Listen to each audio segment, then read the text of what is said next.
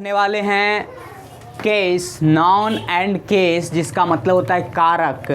कारक जनरली तौर पे आप लोग पढ़े होंगे संबंध बताने के लिए किन्हीं दो, जैसे आपको हिंदी में हम थोड़ा याद दिलाते हैं। आप हिंदी में 8 प्रकार के कारक पढ़ते हैं, संस्कृत में उसी को विभक्ति कहा जाता है, 8 विभक्तियाँ। वो हिंदी में आप लोग क्या पढ़े होंगे, पहले उसको डिफाइन करते हैं, फिर हम लोग आते हैं आपके इस इंग्लिश वाले पे। हिंदी में पढ़ते हैं कर्ता कारक, जिसका चिन्ह से आप पहचान जाते हैं कि कौन कर्ता कारक है, कर्ता ने, ठीक है। दूसरा पढ़ते हैं कर्म कारक, कर्ता ने कर्म को करण से, संप्रदान के लिए, आपादान से, संबंध काके की, अधिकरण में पर, और संबोधन।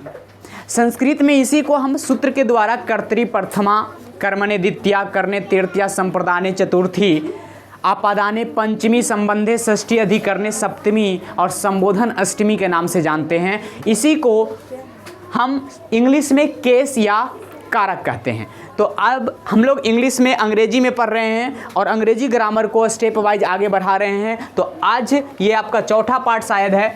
चलिए हम लोग देखते हैं केस किसको कहेंगे। तो केस क्या होता है, दो शब्दों के बीच का संबंध बताता है। क्या करता है, दो शब्द के बीच का संबंध बताता है, उसे हम केस कहते हैं। इसीलिए लिखा गया है रिलेशन स्टैंड्स, रिलेशन स्टैंड मतलब रिलेशन को एस्टेब्लिश करता है, स्थापित करता है नॉन एंड अदर वर्ड्स, संज्ञा और कुछ अन्य शब्दों के साथ। ये मूलतः 4 प्रकार के होते हैं। पहला प्रकार क्या है, तो पहला प्रकार है nominative case, possessive case, objective case और यहाँ पे एक वोकेटिव केस भी कह सकते हैं, परंतु इसका ज़्यादा इंपॉर्टेंस नहीं दिया गया है। मूल रूप से 3 केस यहाँ पे है। नॉमिनेटिव केस जिसे कर्ता कारक कहते हैं, जो सब्जेक्ट का रूप लेता है उसे हम नॉमिनेटिव केस कहते हैं। जो संबंध को बताता है उसे हम पॉजेसिव केस कहते हैं। और जो कर्म के स्थान का रूप लेता है, मतलब जिसके साथ कोई कर्ता कार्य करता है, उसे हम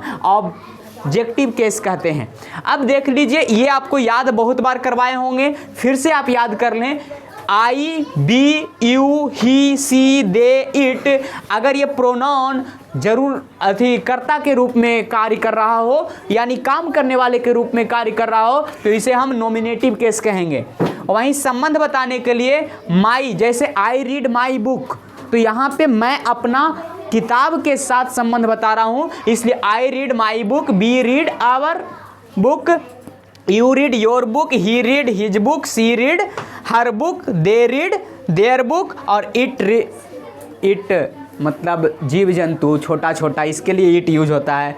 इट कभी रीड नहीं कर सकता है, ठीक है, इसलिए इसमें इट रीड इट्स बुक नहीं बोल सकते हैं, ठीक है। प्रोनाउन के तौर पे जब यूज करेंगे उसका, तब हम mine, ours, yours, his, hers और देयर्स का प्रयोग करेंगे। वहीं अगर ऑब्जेक्ट के तौर पे यूज होगा, ठीक है, तो उसको हम क्या करेंगे, me, us, you, him, him, her, them और इट के तौर पे। इसको याद करने का बेसिक फंडा, क्योंकि आपको वॉइस जब बताएंगे तो उस वक्त आपको ये वाला टेबल बिल्कुल याद रहना चाहिए, पूरे वॉइस में आपका ज़रूरत पड़ेगा। तो आपको याद कैसे करने हैं, I, my, mine, me, we, our, our, us, you, your, yours, you, he, his, him, she, her, hers, her, they, theirs, theirs, them, it, its, it. यहाँ पे इट्स का कोई प्रोनाउन वर्जन नहीं होता है। आगे कभी कभी आपसे पूछा जाता है नॉमिनेटिव केस को पॉजेसिव में बदलना, तो इसके लिए आपको एक ज़बरदस्त कि पॉजेसिव केस बराबर नॉमिनेटिव केस प्लस एपोस्ट्रोफिस एस, इसको क्या बोलते हैं, एपोस्ट्रोफी एस। तो ये केवल और केवल लिविंग थिंग्स में लगता है, ये याद रखें। और दूसरा चीज़ नॉन लिविंग में ये नहीं लगता है। दूसरा सिंगुलर के साथ ये इसका प्रयोग होता है। जैसे अगर राम की किताब बोलें तो हम इसका जब बनाएंगे तो हम बनाएंगे राम्स बुक। राम्स ये ऊपर है, कॉमा ऊपर लगाए हैं, राम्स बुक, राम्स बुक। अगर बॉय में तो हमने क्या बोला, सिंगुलर में लगता है, प्लुरल में नहीं। तो लड़कों भले हो, परंतु इसको हम लगाएंगे किस में, बॉय में लगाएंगे, बॉयज में नहीं लगाएंगे।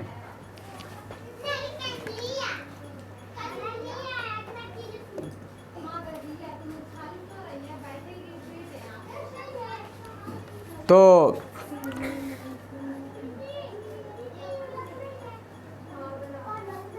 अब आप इस चीज़ का प्रैक्टिस कर लें और अगले पार्ट में हम फिर मिलेंगे और उस पार्ट में हम आगे प्रोनाउन के बारे में चर्चा करेंगे। आप इसका स्क्रीनशॉट ले सकते हैं।